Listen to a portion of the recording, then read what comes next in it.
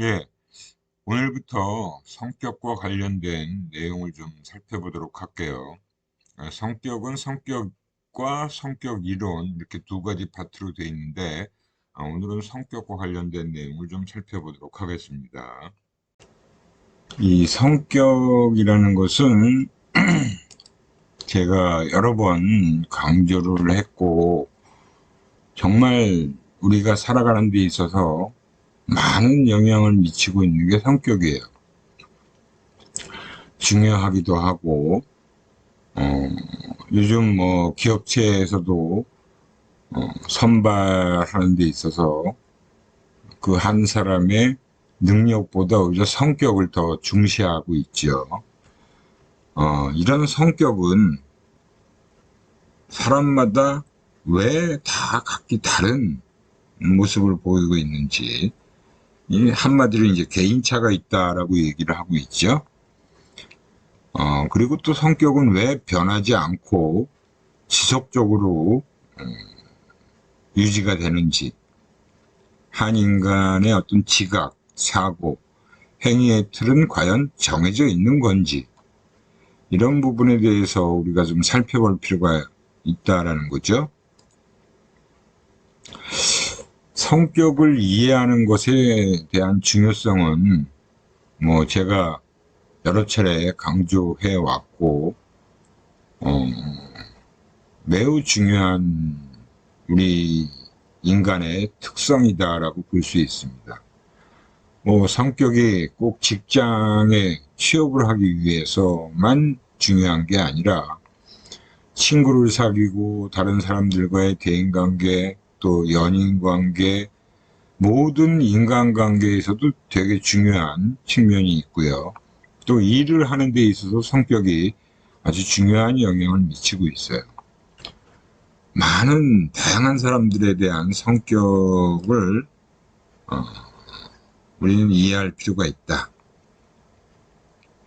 뭐 여러분들이 소개팅을 해본 적이 있는지 모르겠는데, 뭐 남녀가 처음 만났을 때 첫인상에서 생각들을 할 거예요. 남성 입장에서 여성을 딱 보고 성격이 장난이 아니겠는데? 라는 생각이 드는 거예요. 뭐 인물이 좀 좋았겠죠? 근데 또 역시 여성도 얼굴은 잘생겼는데 성격이 좀 문제가 있지 않을까? 뭐 이런 생각을 또 속으로 하는 경우가 있어요. 뭐 남녀의 만남뿐만이 아니라 뭐 면접 상황에서도 그 지원자들의 어떤 모습을 보고 면접위원들이 생각을 하고, 또 면접 지원자들도 어떻게 행동해야 성실하게 보일까, 또 면접위원은 어떤 사람이 성격도 좋고 일도 잘할까, 이런 부분에 대해서 이제 구분을 해내야겠죠. 뭐 정상회담에서도 그런 측면이 또 나타나기도 해요. 뭐 우선 사전에 양국 정상들이 정보를 갖고 있어요. 야, 이 여제 대통령이 자존심이 강하다고 하니까 슬슬 칭찬해주면서 시작을 해야겠구나.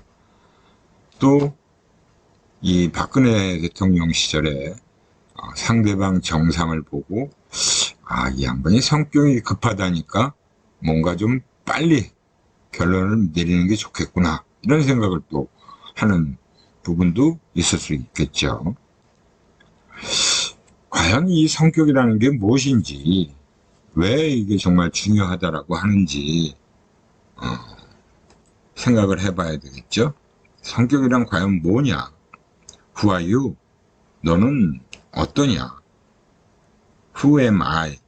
나는 어떠냐? 자신의 성격뿐만이 아니라 타인의 성격에 대해서도 우리는 관심을 가질 필요가 있어요. 그래서 일단 성격의 정의부터 한번 살펴보도록 하겠습니다. 성격이라는 것은 시간과 상황에 걸쳐 지속적이며 한 개인을 다른 사람과 구별해주는 특징적인 사고, 감정, 행동 양식을 성격이라고 한다. 이 성격에는 행동, 태도, 동기, 경향, 사고방식, 감정 이런 모든 것들이 다 복합적으로 작용하고 있다. 그래서 개인의 심리적인 특징과 독특성을 얘기할 수 있고요. 또 시간과 상황에 걸쳐서 지속성을 가지고 있는 것으로, 그러니까 일관되게 나타나고 있다는 거죠. 그래서 한 개인의 생활 속에서 일관성을 보이는 것이다. 뭐 성격에 대한 정의는 여러 가지로 내리고 있는데 대부분 다 비슷한 얘기예요. 한 개인의 독특한 행동과 사고 및 감정의 패턴을 생성해내는 개인 내부에 존재하고 있는 심리, 신체적 체계의 역동적 조직이다. 일관성 있는 패턴을 설명할 수 있는 개인의 특성들이 바로 성격이다 라고 정의를 내리고 있고요. 그래서 성격의 특성으로 예언성과 안정성의 강도를 부여하고 있다. 그렇지만 사람들이 타고나는 생물학적 경향성들은 성장 과정에서 당면하는 여러 가지 경험들에 의해서 사실 모양을 갖추게 된다. 그러니까 성격은 타고난 성격이 그대로 유지된다라기보다는 프로이트도 얘기했듯이 3세, 그죠? 3살 때 어느 정도 형성이 되어져요. 그래서 그렇게 형성이 되어진 성격 특성들이 성장 과정에서 여러 가지 다양한 경험에 의해서 조금씩 모습을 갖추게 되는 거죠. 어떤 것들은 공통적인 경험일 수도 있고 또 어떤 것들은 특정 문화나 문화적 하위 집단에서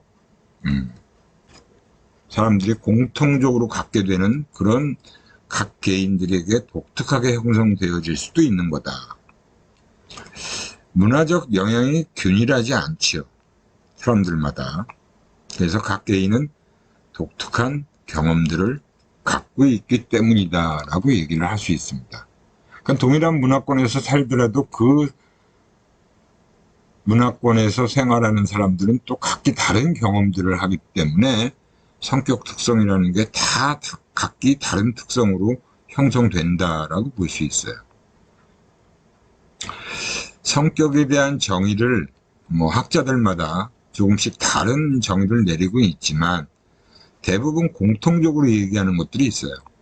규칙적인 감정, 사고 및 행동을 설명해주는 특성이다라고 퍼빈과 올리버가 정의를 내렸고 주커만이라는 학자는 또 시간의 흐름과는 상관없이 일관성 있는 행동 패턴이다라고 얘기를 하고 있고 알포트가 1900년대 중반에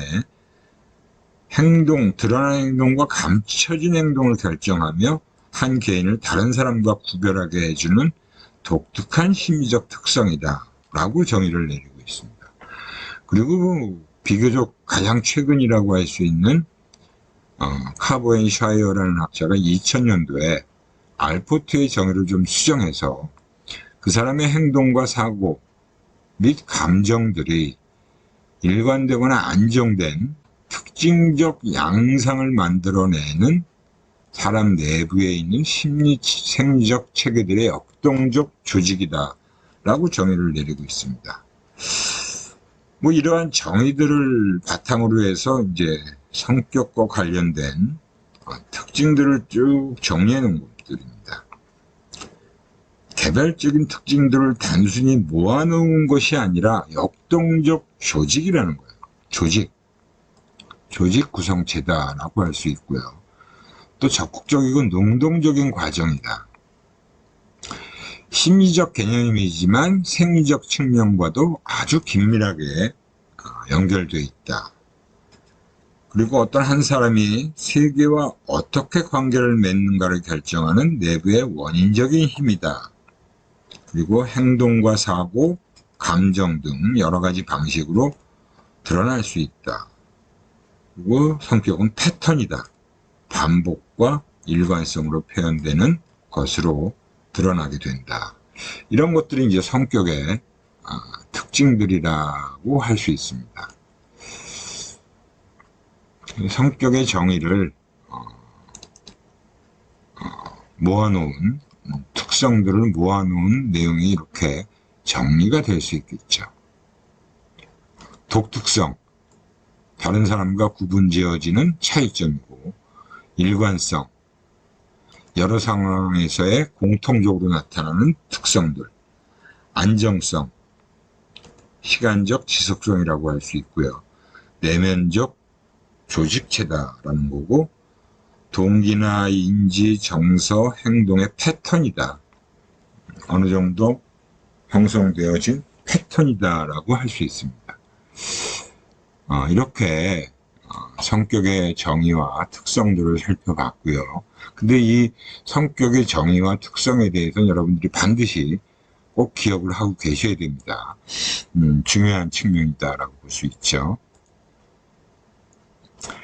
성격 심리학이라는 우리 심리학의 매우 중요한 한 영역이라고 볼 수 있는데, 이 성격 심리학의 주요 관심사를 보면 우리가 한 사람을 온전히 이해하려면, 그러니까 누군가를 온전히 이해하려면 그 사람의 어떤 보편적인 특성, 밑바탕에 깔려 있는, 그리고 그 사람이 어떤 집단에서 성장해 왔느냐 하는 측면으로 집단 공유적 특성, 그리고 그 개인의 독특한 특성, 이렇게 이 세 가지 측면을 다 우리는 생각해 봐야 된다는 거예요. 공통적인 특성도 갖고 있지만 그 개인이 소속된 집단 구성원으로서의 심리적 특성이라는 것도 갖고 있어요. 거기다가 또 한 개인의 독특한 특성도 갖추고 있습니다. 그래서 이 세 가지 측면을 다 들여다보는 것이 그 사람을 온전히 이해할 수 있게 되는 부분이다라고 할 수 있습니다. 우리가 어떤 친구들끼리 그런 얘기들을 가끔 하죠. 나는 너를 정말 이해해. 네가 지금 왜 이러는지 완전히 공감하고 이해해라고 얘기를 하지만 그 사람의 현재 모습만 가지고 그 사람을 온전히 이해할 수는 없어요. 그러니까 이해한다는 말을 할 수는 있지만 그 사람을 정말 완전히 이해하고 그런 생각을 하는 건 아니다라고 볼 수 있죠. 그래서 이제 이 성격이 어떻게 형성되는가를 좀 살펴볼 필요가 있는데, 유전적 요인이 강하냐 아니면 환경적 요인이 강하냐와 관련된 논쟁들이 좀 있어 왔어요. 근데 유전적 요인이라는 것은 어느 정도 타고날 때부터 갖추고 태어난다 라고 해서 일란성 쌍둥이와 이란성 쌍둥이를 비교했더니 일란성 쌍둥이한테서 아주 강하게 상관이 높게 나왔습니다.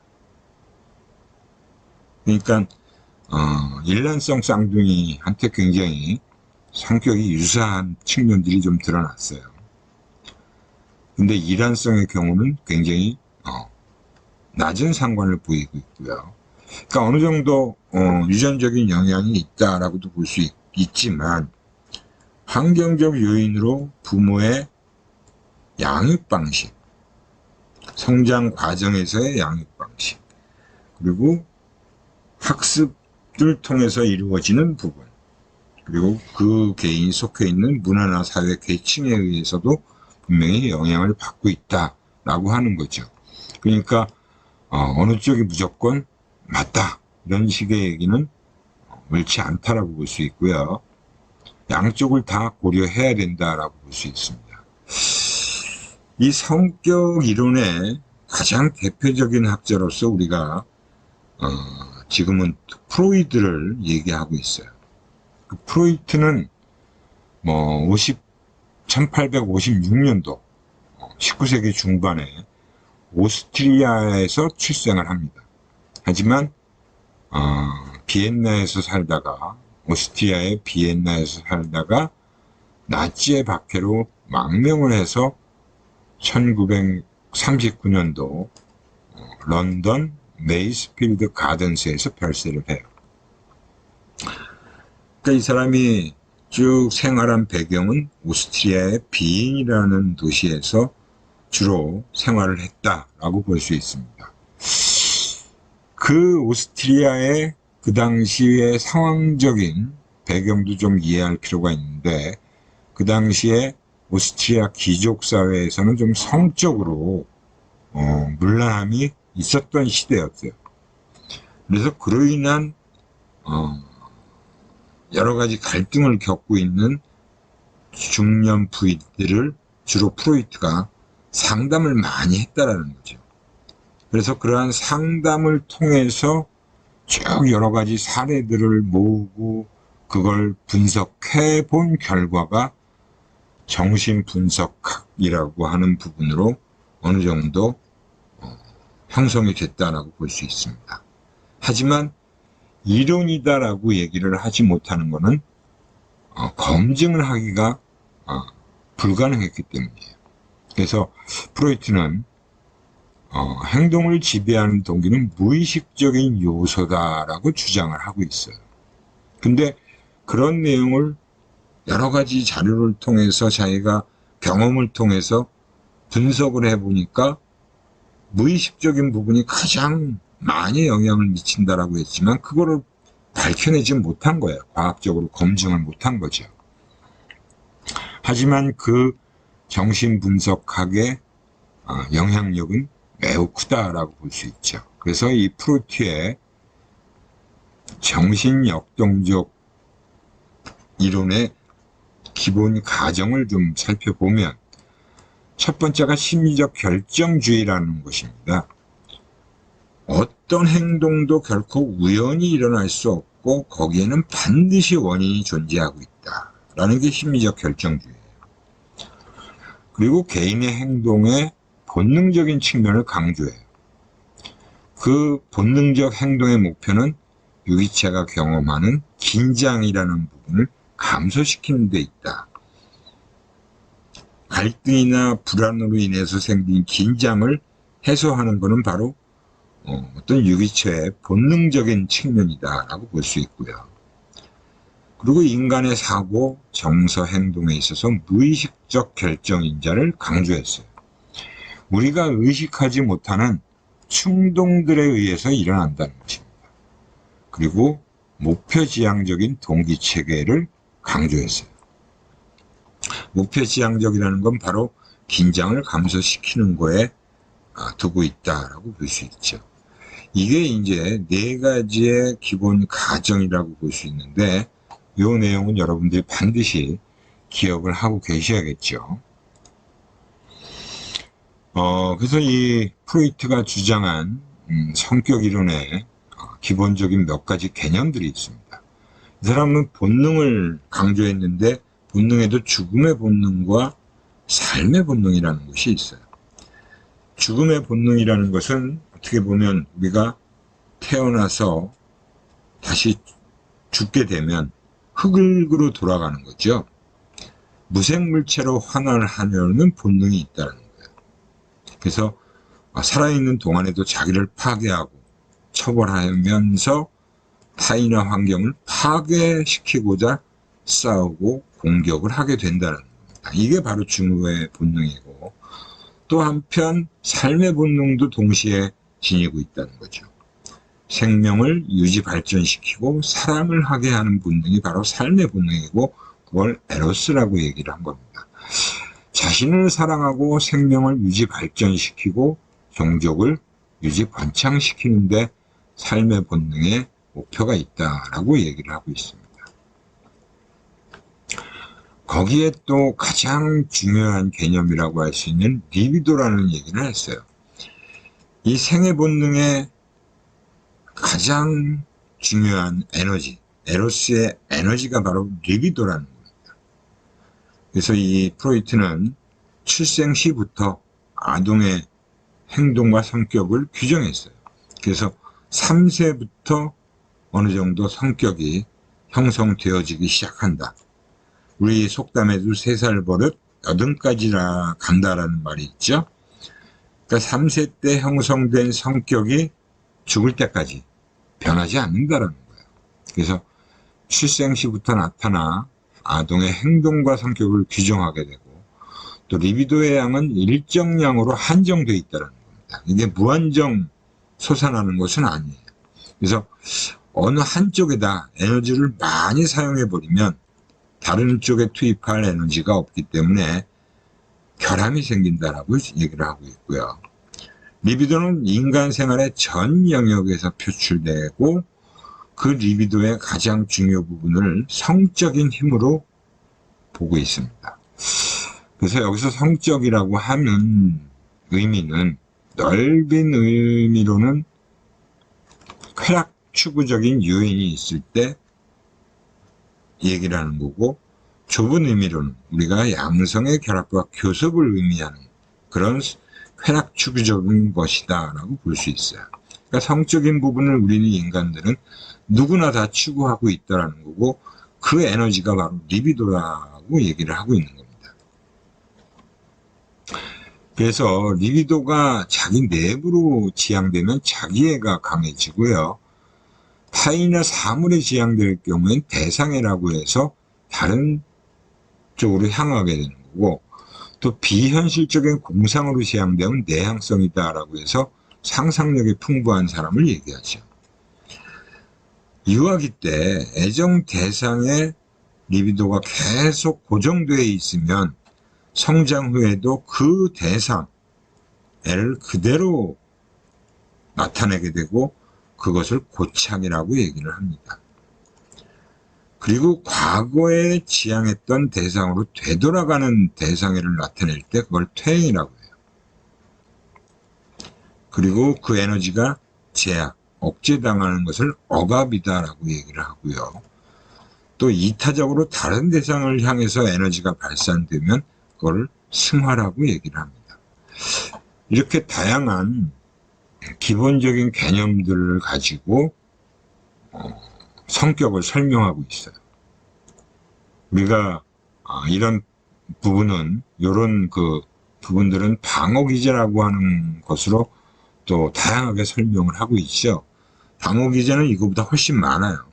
근데 우리가 현실 생활 속에서 사용하는 방어기제는 주로 이런 형태고, 또 이외에도 뭐 합리화, 또 부정, 뭐 이런 그런 또 방어기제들이 많이 사용되는 방어기제라고 볼 수 있습니다.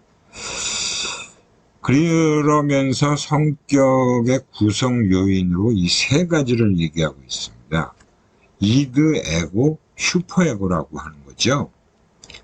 그래서 이드, 에고, 슈퍼에고라는 것은 성격의 3가지 구성 요소다라고 얘기를 하면서 이 3가지의 구성 요소의 상호작용에 의해서 성격이 드러나게 되는 거고, 그것이 우리의 삶을 거의 지배한다라고 할 수 있어요. 그 원욕은 본능이라는 게 바로 이 원욕의 일부다라고 얘기를 하고 있고, 원초적인 체계고 정신에너지의 원초적인 모체이면서 많은 본능들의 산실이다. 그리고 쾌락 원리에 따라서 작용을 하게 된다. 즉각적인 만족을 추구하는 거예요. 그죠? 즉각적인 만족. 그리고 고통은 피하려고 한다는 거죠. 그래서 정신적인 심상의 형성을 통해서 욕구를 해결하려고 한다. 그게 이제 바로 꿈이라는 걸로 이 사람이 해석을 했어요. 그래서 꿈의 해석이라는 엄청난 저서를 또 완성을 했죠. 그래서 내담자들이 어떤 최면을 어느 정도 최면 상태에 이르게 해서 꿈 얘기를 하도록 하고, 그 꿈 얘기를 통해서 이 사람이 이래서 이런 문제를 겪고 있구나라는 것을 발견해낸 것입니다. 이 쾌락 원리는 당장 욕구를 충족시키는 거예요. 그래서 반사적인 표출, 공상까지도 사용하고 만족을 추구하는 거고요. 그 유아들은 사실은 충동 덩어리다라고 얘기를 하죠. 유아들은 거의 이 욕구 충족을 바로 시켜주지 않으면 불편하고 바로 울음을 터뜨리죠. 그게 바로 배고플 때 아니면 소변이나 대변을 누고 그걸 치워주지 않으면 불편함을 느껴요. 그런 것들을 유아들은 견디지 못하잖아요. 바로 칭얼거리고 울음을 통해서 그거를 표출하게 돼 있는 거죠. 그래서 그거를 이제 신경증적인 불안의 원천이다라고 하는 겁니다. 그런 상태가 유지가 되면 불안하고 불편한 거예요. 그 다음에 이제 에고라고 하는 개념인데요. 이 에고는 현실 원리. 그래서 그 원역에서 충동을 하는 것을 어느 정도 억제를 시킵니다. 통제하는 현실 원리에 대해서. 야, 지금은 그걸 그렇게 하면 안 돼. 지금 당장 그거를 충족시키는 거는 문제가 돼. 라고 하는 거죠. 그래서 현실적 사고를 2차 과정 사고라고 하고요. 자아의 궁극적인 목표는 생명을 유지하고 종족을 보존 발전시키는 거예요. 그래서 이드에서 파생됐고 이드에 봉사를 한다 라고 하는 거죠. 현실적인 부분을 고려해야 되고 실용주의를 추구한다 라고 볼 수 있습니다. 그래서 이거는 현실 불안의 원천이다 라고 얘기를 하고요. 그 다음에 슈퍼에고 같은 경우는 이드가 막 충동을 시켜서 뭔가 바로 즉각적으로 만족을 얻으려고 하는 부분을 에고가 자꾸 조절을 한다 그랬죠. 근데 슈퍼에고는 성격의 도덕적인 부분으로 어떤 부모와 사회 기준에 내면화해요. 그래서 보상과 처벌에 관련되어 있고 그런 부분을 양심과 자아 이상이라는 두 가지 체계로 발전시킨 겁니다. 뭐 여러분들 너 양심도 없냐? 라는 얘기들을 가끔 하죠. 그 양심이라는 게 바로 이 초자에 해당되는 겁니다. 행동을 처벌하고 기피하는 경향으로 인간에게 죄의식을 갖게 해서 벌을 주는 역할, 스스로가 양심이라는 부분을 되새기면, 떠올리게 되면 뭔가 행동을 자제하게 되잖아요. 그죠? 자아 이상이라는 것은 어떻게 보면 우리가 자아 실현의 욕구에서 얘기를 했듯이 적당한 행동을 승인하고 권장하며 상을 주는 경향이에요.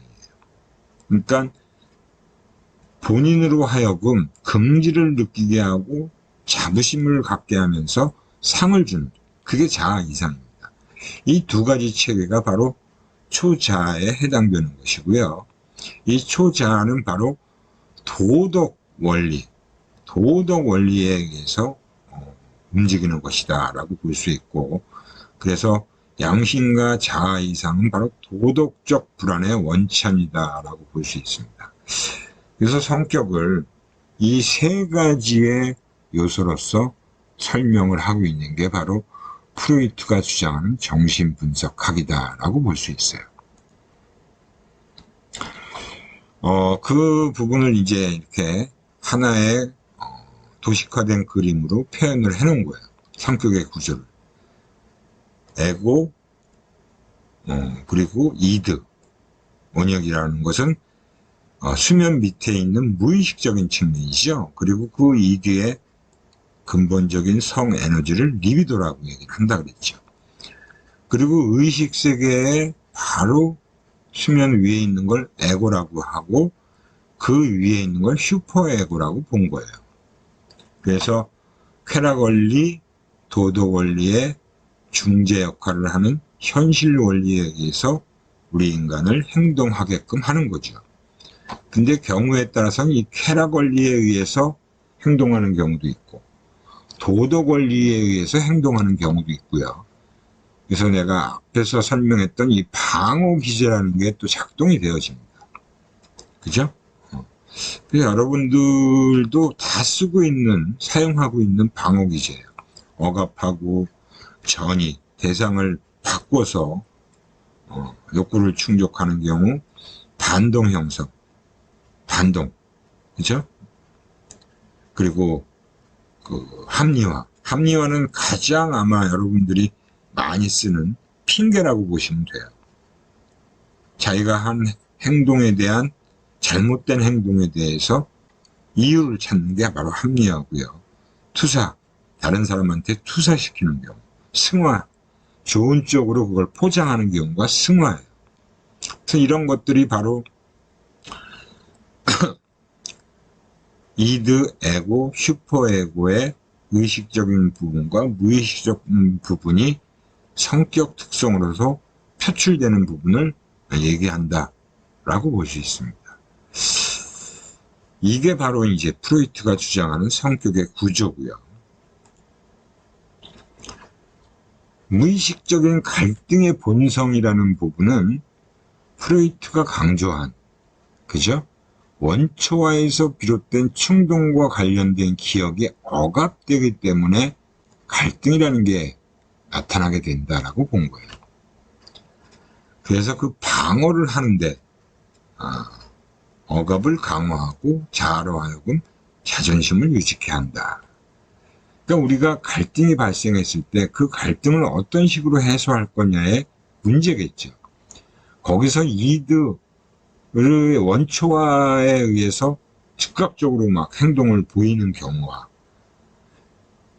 또 도덕적 자아 이상의 부분이 또 작동이 돼서 그러면 안 되고 그거는 문제가 있는 거고 우리는 이런 윤리적인 측면을 지켜야 돼 라고 하는 경우가 있는데 그 두 가지가 충돌을 일으키는 과정에서 사실은 에고가 현실 원리에 입각해서 적절한 중재를 하는 거죠. 원욕과 초자아는 이드와 슈퍼에고는 끊임없는 갈등 상태에 있다라고 보고 그게 이제 에고가 조정하려고 한다는 게 이 사람의 가정이에요. 그래서 성격이 그냥 그 구성 요소가 세 가지로 구성되어 있는 요소로서가 아니라 역동적인 조직이라는 얘기는 긴장을 발산하는 그런 원욕과 그리고 충동을 억제하려는 초자, 슈퍼에고 간의 상호작용이고 그런 갈등을 포함하면서 이런 힘이 성격을 동기화시킨다라고 본 게 바로 성격이다라고 얘기를 하고 있는 겁니다.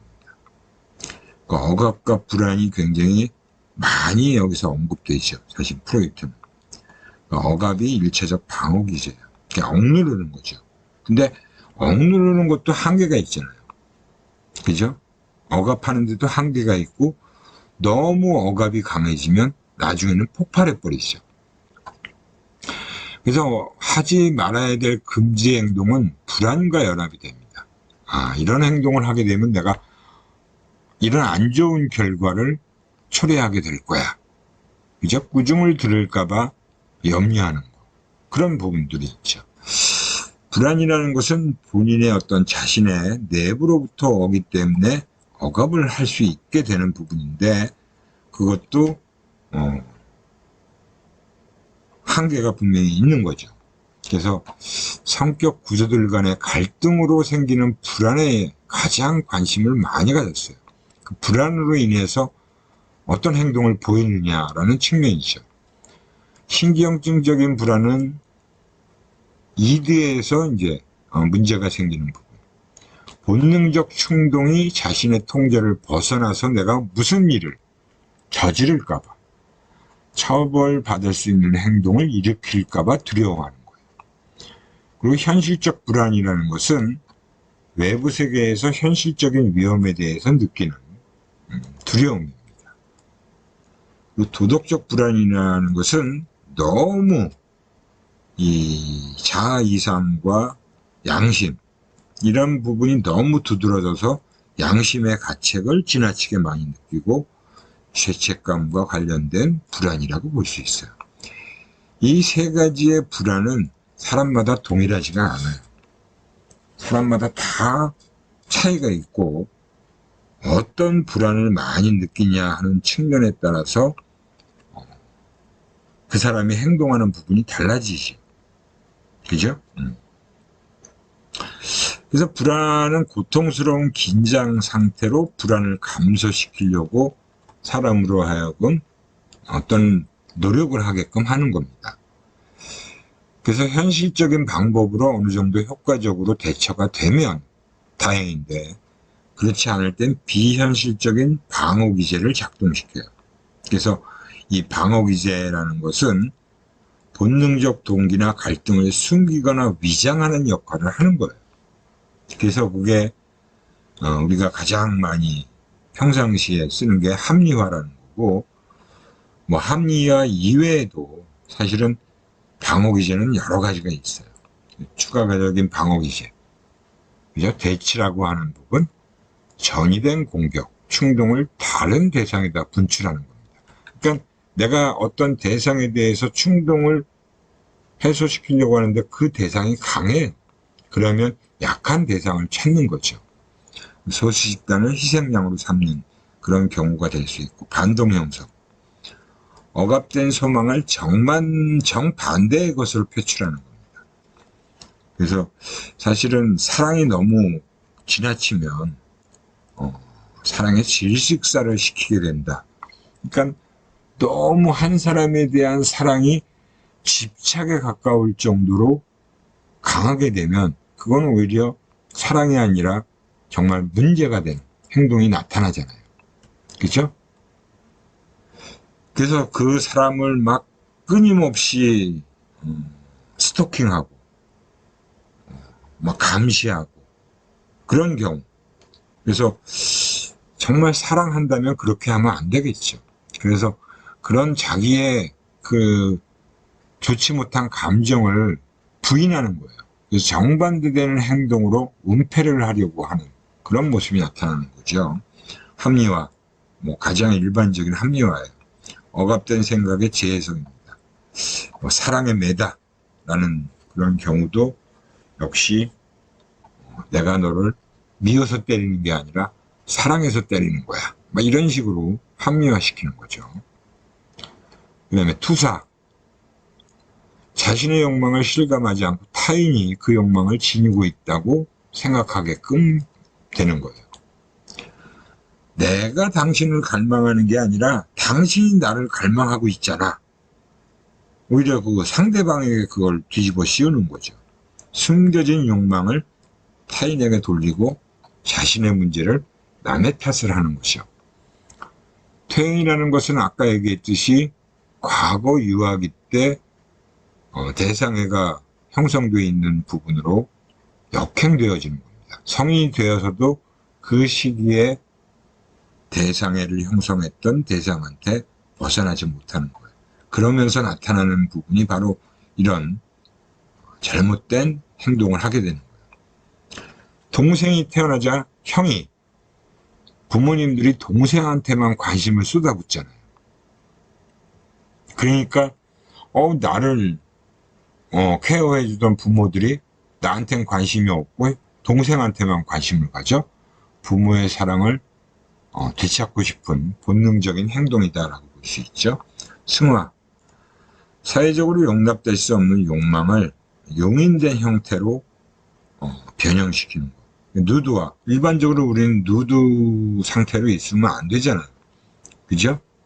그건 경범죄에도 문제가 되고 그런 법적인 문제가 생겨요. 근데 그게 남들 앞에서 벗은 모습을 드러낼 수 있는 누드화를 그리는 것은 특별한 문제가 아니죠. 동일시, 그죠? 중요한 타인과 같은 존재로 행동하는 거예요. 나치 포로 수용소에서 그 포로들이 공격자를 동일시하는 행동을 보이고 있는 거. 그런 부분들이 나타나는 경우가 있어요. 그게 바로 동일시라고 하는 부분입니다. 억제, 억압, 유사한 개념 같지만 조금 차이가 있어요. 그래서 의식의 유무에 따라서 억압과 구분을 할 수 있는 게 바로 억제와 억압의 차이입니다. 바람직하지 못한 생각과 충동에 대해서 신중히 의식적으로 통제하는 게 억제고요. 의식에서 밀어낸다는 것은 바로 무의식적으로 자아를 방어하는 거기 때문에 억압이라고 얘기를 하는 거고, 감정 전이. 어머니한테서 꾸중을 들은 어린애가 어머니에 대한 증오심을, 화풀이를 개한테 표출하는 경우가 감정 전이고요. 보상이라는 것은 어떤 분야에서 자기가 인정을 받음으로써 다른 분야에 약하거나 취약한 약점을 보충해서 자기의 자존심을 고양시키는 거예요. 실력도 없고 돈도 없는데 주목이 강해요. 그러면 돈 없는 골목대장이 주목으로서 나머지 부분들에 대해서 보상을 받게 되는 거죠. 또 그 외에도 치환이다, 보상이다, 히스테리다, 주지화다 하는 그런 방어기제들이 있습니다. 치환은 또 마찬가지로 원래의 목표로부터 대형 목표로 전환해서 긴장을 해소하는 거예요. 종로에서 빤 맞고, 한강에서 빤 맞고, 그런 속담이 있죠. 우리 속담에도. 그게 이제 치환을 나타내는 속담이죠. 딴 데 가서 화풀이한다 이거지. 히스테리. 명절날 갑자기 손에 마비가 온다. 이게 이제, 요즘은 많이 달라졌지만 예전에는 주부들이 명절이 되면 많은 일을 해야 되니까 제사상을 차려야 되고 차례상 준비하는 거에 힘드니까.